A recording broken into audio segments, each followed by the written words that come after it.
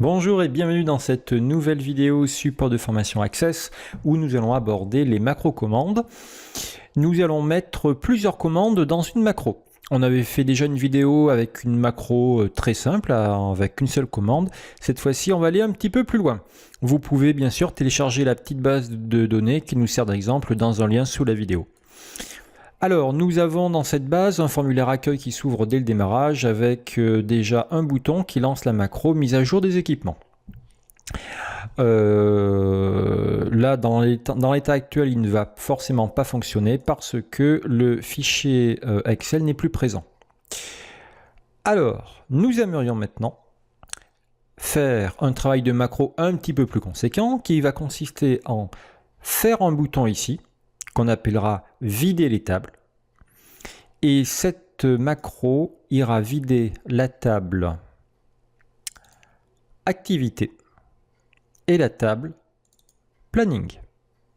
Quelle est l'utilité de vider ces deux tables? Eh bien, par exemple, au début d'une nouvelle saison d'activité. Si cette base de données gère par exemple des activités périscolaires, lors de la rentrée, les activités peuvent changer. Le planning va également changer. La liste des intervenants va également changer. Donc, on ne va pas hésiter à vider tout ça. Alors, on ne va pas toucher à la table des intervenants parce qu'en général, ils sont redondants.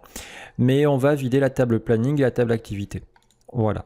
Alors, pour les personnes qui n'ont pas encore travaillé sur cette base de données, qui n'en avaient pas vu les vidéos précédentes, vous faites un petit tour dans Outils, base de données et relations pour cerner la structure de cette base de données.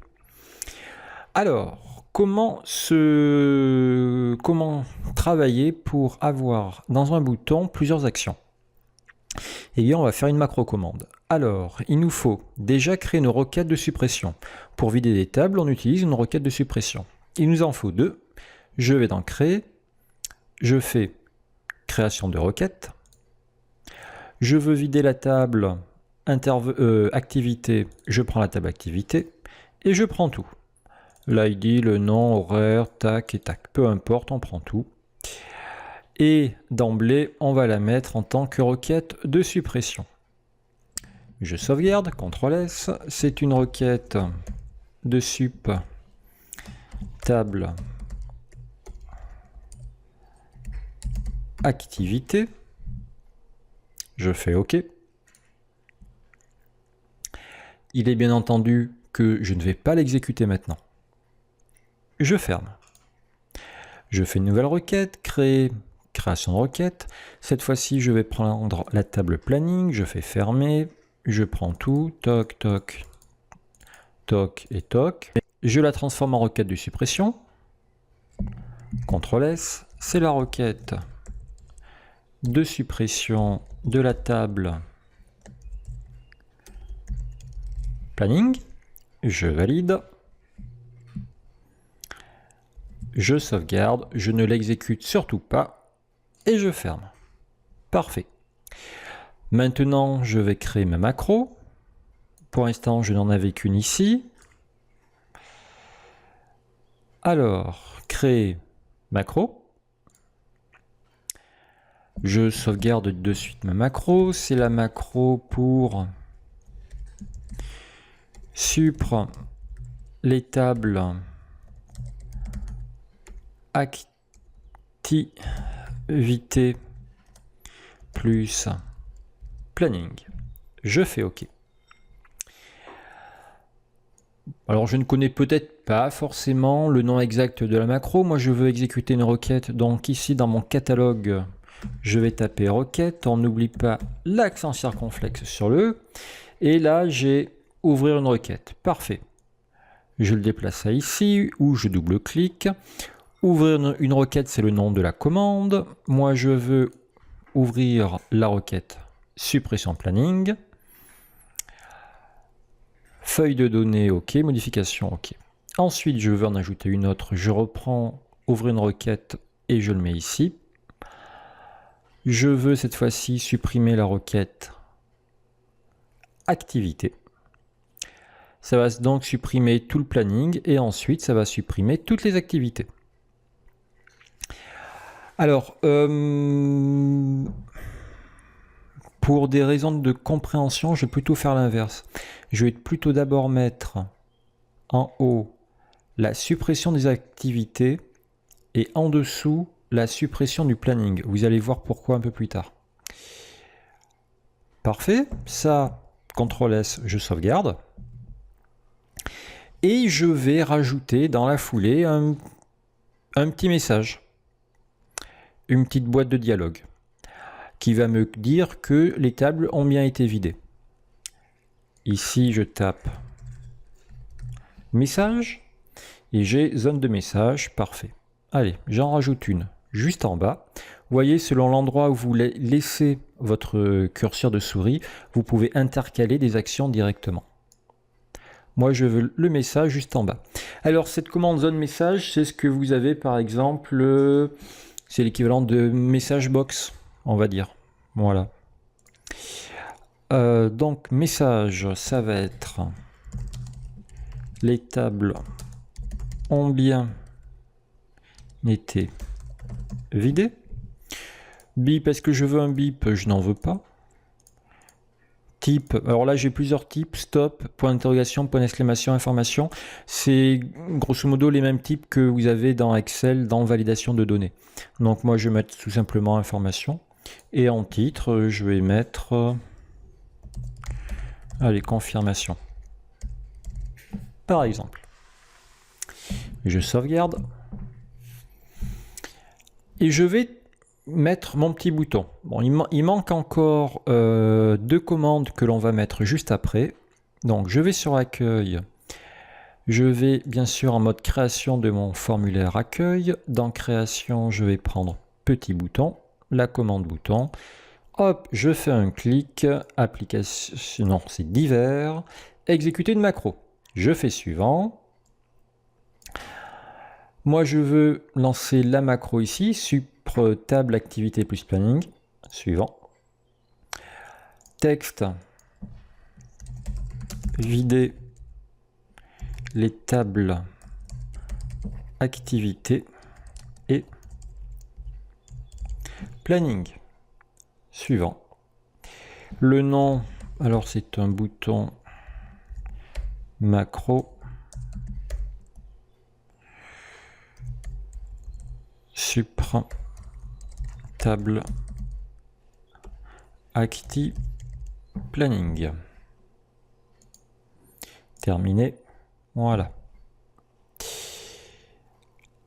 Je sauvegarde. Je fais un petit coup d'affichage. Et comme ce sont des requêtes de suppression, par défaut, lorsque vous tentez de les exécuter, vous allez avoir un message d'avertissement. Êtes-vous sûr et certain de vouloir supprimer? Il va être pas très confortable d'avoir systématiquement ces fenêtres d'avertissement. D'autant plus qu'il y aura autant de fenêtres que de requêtes lancées. Là, j'en ai deux. J'aurai ceci en double. Donc, je vais faire non. Et non ici. D'accord? Donc là, je n'ai rien supprimé. On est bien d'accord. Et j'ai par contre ma petite confirmation qui pour l'instant est illogique. Je vérifie par acquis de conscience, mais si je prends la table activité, j'ai bien mes activités et la table planning, j'ai bien les plannings. Parfait. Donc, j'aimerais faire sauter ces messages d'avertissement. Je vais retrouver la macro. Alors, la macro, si vous l'avez toujours laissée ouverte, tant mieux. Sinon, il faut la réouvrir. Mais par contre, si vous double-cliquez dessus, il va vous la lancer. Donc, dans ce cas-là, si vous voulez modifier une macro qui existe déjà, clic droit sur la macro, mode création. Voilà.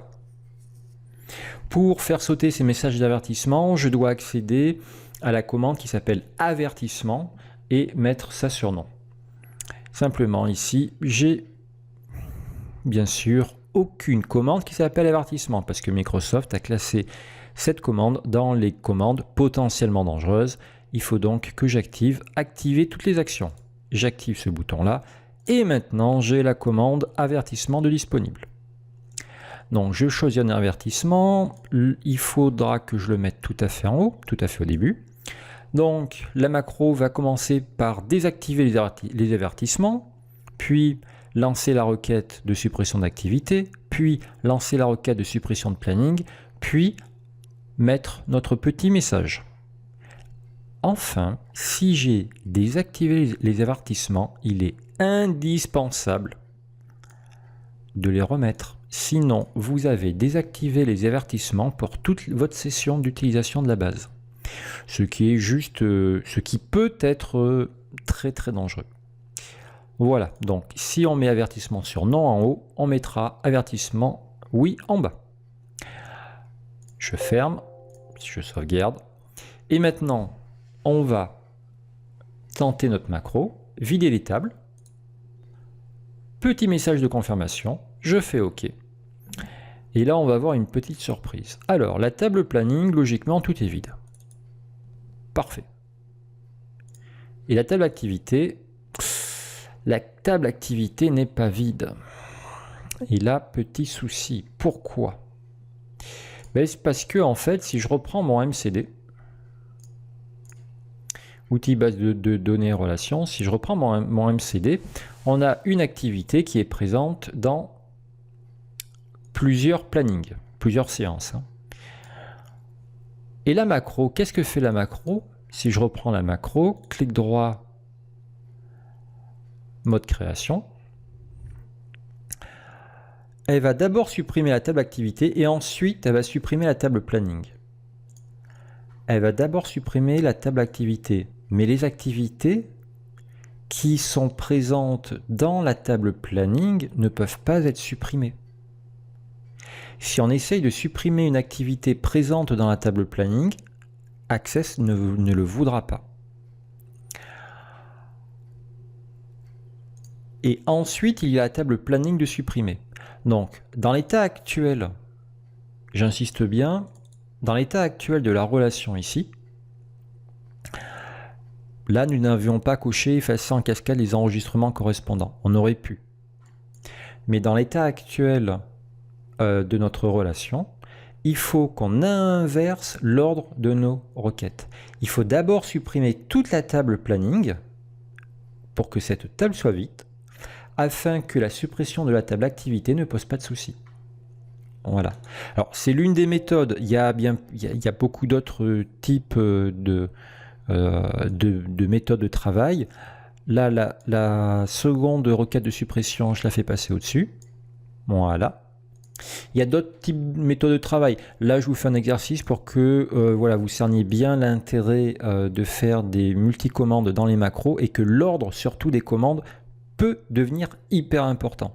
Surtout si vous avez des commandes d'action telles que des requêtes de suppression ou des requêtes d'ajout, hein, pour faire un historique. Je ferme. Maintenant, vider les tables activité et planning. Je fais OK. Je prends la table activité, elle est vide. Je prends la table planning, elle est vide. On va tester. Je crois que dans formulaire, nous avions fait un formulaire pour saisir des activités des plannings. Il doit même y avoir un sous-formulaire ici. Parfait. Donc on va créer une nouvelle activité. Allez, activité bricolage. Horaire de début. On fait du 10h jusqu'à du 11h30. Lieu, salle polyvalente. L'intervenance sera Lara Croft. Date d'activité, on va mettre le 23-06. Puis il y aura Juliette qui va faire également du bricolage, mais cette fois-ci le 26. Et pour terminer, Eric qui fera également du bricolage le 29. Parfait. Je vais ici, je fais nouvel enregistrement. Ça, c'était l'activité bricolage. On va en mettre une nouvelle activité rando. Allez, on va faire des petites randonnées. Heure de début, alors c'est plutôt le matin, on va mettre 9h30 jusqu'à, allez, 2 heures de rando, 11h30. Lieu, parc municipal. Ok, par exemple. intervenant Louis, le 4 juillet, et Céline, le 8. Voilà.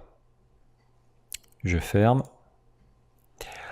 Allez, par curiosité, on va ouvrir la table activité. Nous avons bien nos deux activités.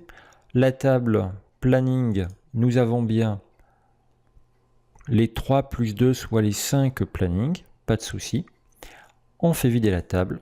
Les tables ont bien été vidées. On fait OK. On réouvre, c'est vide. On réouvre, c'est vide. Voilà. Alors typiquement, on va dire, dans une vraie base de données, qu'est-ce qu'on pourrait rajouter dans cette macro? Bien, la toute première commande pourrait être de faire une requête d'ajout afin de faire en historique des plannings et des activités avant de tout vider. Hein, on pourrait faire une requête d'ajout avant de tout vider, par exemple. Voilà, bah écoutez, j'espère que vous avez pu réussir ces petites commandes, hein, cette macro, qui n'est pas excessivement difficile, mais bon, la compréhension, le mécanisme peut être un petit peu délicat. Voilà, bah écoutez, si ce petit bouton fonctionne, je vous dis bravo et à bientôt.